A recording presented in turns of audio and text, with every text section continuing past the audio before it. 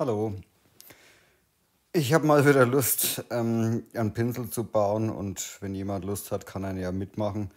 Ähm, und zwar macht er dieses zweifarbige Blatt, aber was man dann draus macht, selber ist an jeden überlassen, was er Lust hat.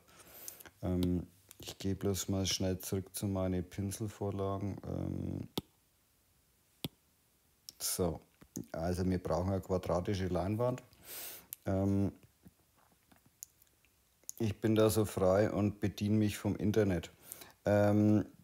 Ich weiß, man soll keine Bilder nehmen, ich mache es aber trotzdem. Ich habe mir dieses Bildchen hier da runtergeladen und ich füge das hier mal ein, an Bildschirm anpassen. Jetzt sieht man natürlich, da sind schon die scheiß Wasserzeichen drin. Die mache ich schnell weg. Ich gehe auf Farbton, Sättigung, Helligkeit. Und drehe die Helligkeit da relativ hoch, damit man da so gut wie nichts mehr sieht. Und dann kann ich dieses hier duplizieren. Und ich kann das dann farbig nachbelichten oder multiplizieren. Ich kann das zusammenklipsen und den gleichen Schritt wiederholen. Multiplizieren und dann klipse es nochmal zusammen. Na, geh her. Also manchmal. Jetzt hat man das schon relativ klar, da diese Linien da drauf. Man kann jetzt hier, indem dass man sagt, man wischt jetzt einmal runter, kopiert es und legt da Maske drauf, wischt runter, fügt es ein, geht auf diese Ebene-Maske, kehrt die um. Und wenn ich jetzt diesen Hintergrund da wegmache, sieht man, ich habe jetzt das reine Line-Out von diesem Blatt. Das kann ich zusammenklipsen und dann habe ich das. Ich kann einen Hintergrund wieder einblenden und auf dieser Ebene kann ich jetzt rüberwischen, einen Alpha-Lock draufsetzen, die Farbe schwarz machen und die Ebene füllen. Ich kann es duplizieren, nochmal multiplizieren, nochmal zusammenklipsen und das kann ich ein paar Mal wiederholen, bis ich diese Sache da perfekt und jetzt kann ich es eventuell auch nochmal die Ebene füllen. Also dann ist das jetzt komplett schwarz und ja, und sauber getrennt vom Hintergrund. Das ist jetzt praktisch meine erste Pinselform. Ich brauche zwei Pinselformen. Die eine habe ich schon gemalt. Die spare ich mir jetzt in diesem kleinen Tutorial, da das zu malen. Ich mache mal diesen Alpha-Lock weg. Ich zeige, wie man das bloß ungefähr so macht. Man geht auf automatische Auswahl, wählt den Randbereich, kehrt es um, geht in die Ebenen, erstellt eine neue Ebene und kann jetzt praktisch mit einem grünen Ton diese Ebene füllen und unter dieses Bild da legen. Wenn man das hat, kann man hier da nach freier Gutdünken Auswahl das Ganze verschönern mit irgendwelche Pinselchen und Ding und wo, dass es dann irgendwann vielleicht so ausschaut. Und dann schaut die Kombination so aus. Die Ebene kann ich löschen. Das wäre jetzt das komplette Pinselbild.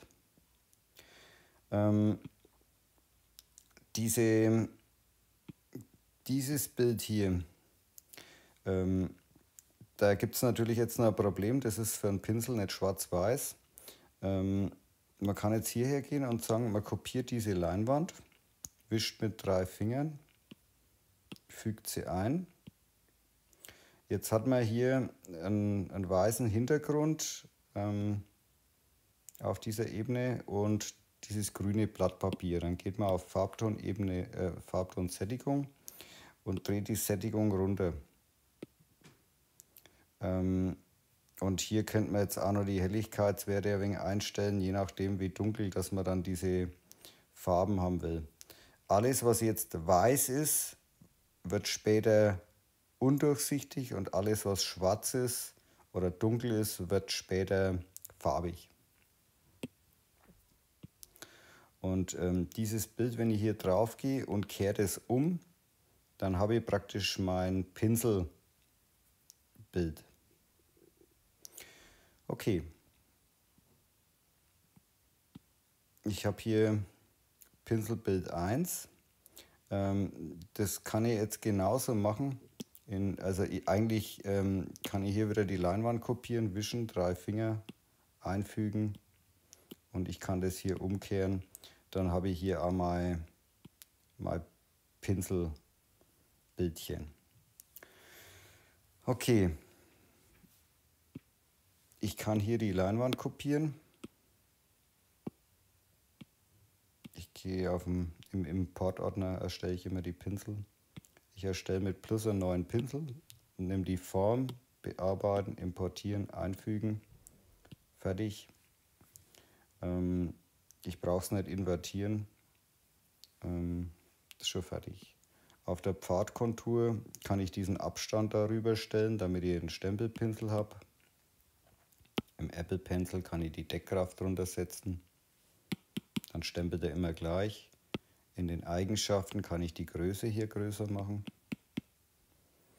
Und im Apple Pencil kann ich das so machen, dass er eventuell nach dem Druck die Größe ändert. Das müsste eigentlich jetzt schon mal alles sein, was man da braucht. Fertig. Diesen Pinsel hier, den kann man duplizieren. Und dann geht man auf den unteren Pinsel.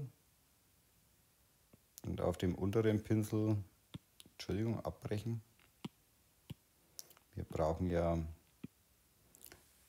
dieses hier, da kann man jetzt auch die Leinwand kopieren. Dann geht man auf diesen unteren Pinsel, schnappt sich die Form, bearbeiten, importieren, einfügen, fertig. Hier ist anscheinend ein Problem. Wir gehen einmal auf Fertig und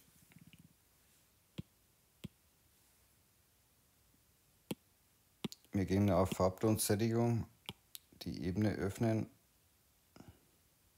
nicht die da, die da.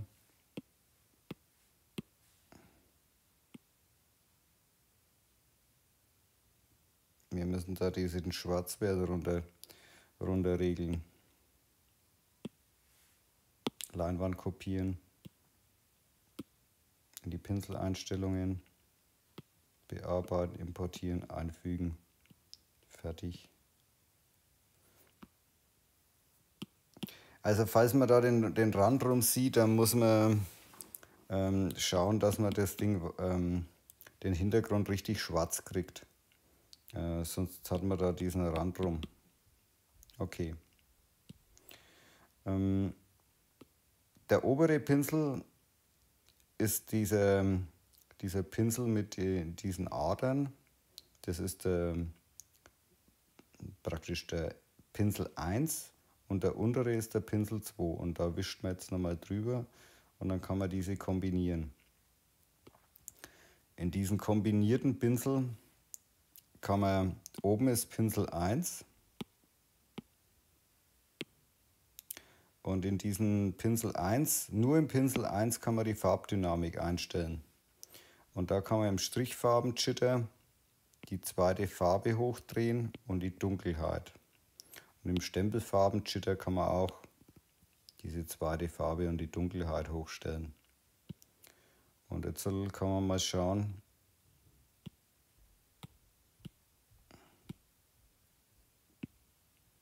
ob der Pinsel irgendwas taugt.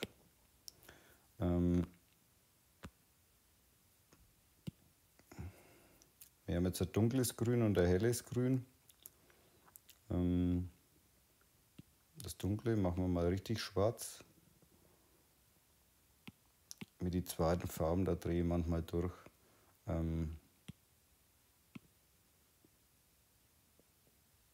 Ich kann mir das nicht merken, wie der die zweite Farbe da auf schwarz kriegt. Weil der stellt es jetzt wieder um.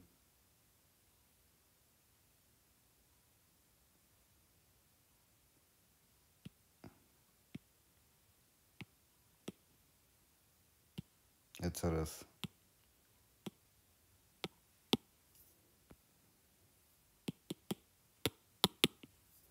So. Also er macht schöne Blätter. Oh, ich habe einen Pinsel verstellt.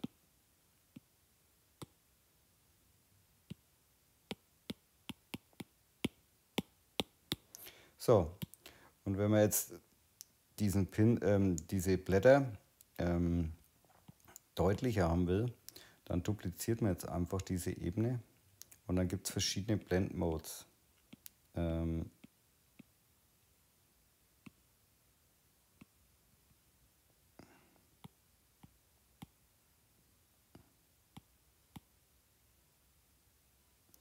die kann man ausprobieren, damit diese Adern oder diese Farben sich schön überlappen. Man kann dann auch einen anderen Blend-Mode nochmal drauf zuckeln.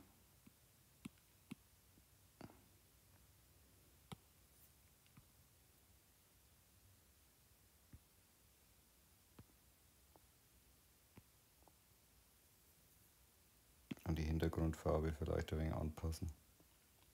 Genau, was machen wir denn?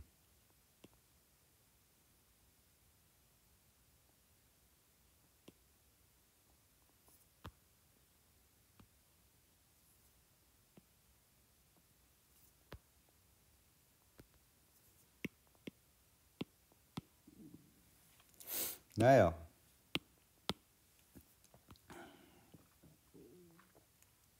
Eventuell gefällt es ja jemandem.